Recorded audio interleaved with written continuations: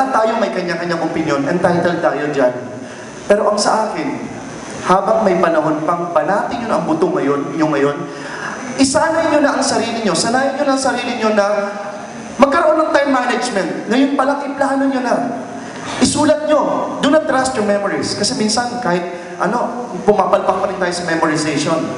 Huwag nyong, kasi pag natulog kayo, kinagabihan, makakalimutan nyo. Ito pala yung goal ko, ito pala yung pangarap ko. Magsulat ka.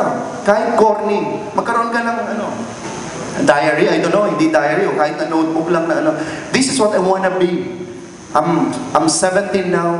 I'm going to work for this. This is my plan for this year. So I'm going to work for this. So aralin mo yun at a-actionan mo yung study na yun, yung plano na yun, gagalawan mo yung pangarap mo na yun. Kasi ang pulos plano na walang pangarap, na walang paggalaw or parang application, wala rin.